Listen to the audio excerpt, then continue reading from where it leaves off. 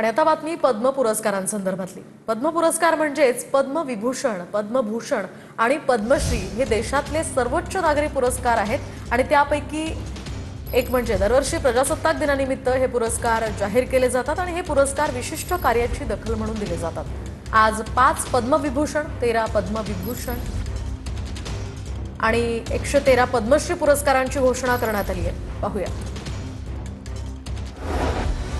2026 से पद्मविभूषण पुरस्कार जाहीर। धर्मेंद्र देओल मरणोत्तर, VS अच्युतानंदन मरणोत्तर माजी मुख्यमंत्री केरळ। 2026 से पद्मभूषण पुरस्कार जाहीर। भगत सिंह कोश्यारी माजी राज्यपाल महाराष्ट्र। शिबू सोरेन मरणोत्तर माजी मुख्यमंत्री झारखंड। अलका याग्निक पार्श्वगायिका। 2026 से पद्मश्री पुरस्कार जाहीर। रोहित शर्मा क्रिकेटपटू। हरमनप्रीत कौर महिला क्रिकेटपटू। आर माधवन अभिनेता।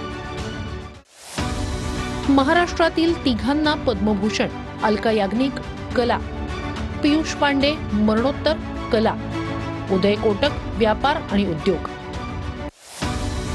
महाराष्ट्रातील 11 जणांना पद्मश्री पुरस्कार घोषित। अर्मिडा फर्नांडिस औषध। अशोक खाडे व्यापार आणि उद्योग। भिकल्या लाडक्या धिंडा कला। जनार्दन बापूराव बोथे सामाजिक कार्य। जुझेर वासी विज्ञान अभियांत्रिकी। आर माधवन कला।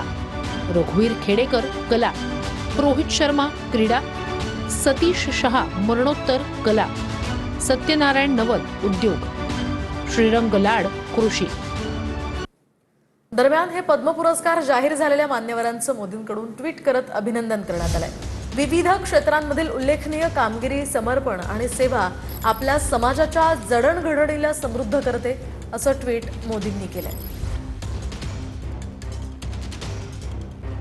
तर नेमकं त्यांनी काय ट्विट केलंय सविस्तर पाहूयात। राष्ट्रासाठी उल्लेखनीय योगदानाबद्दल सर्व पद्म पुरस्कार मिळालेल्यांचं अभिनंदन।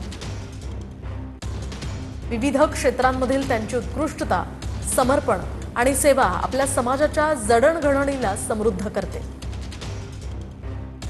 हा सन्मान पिढ्यांना प्रेरणा देणारा, वचनबद्धता आणि उत्कृष्टतेची भावना प्रतिबिंबित करतो, असं मोदींनी या ट्विटमध्ये म्हटलंय।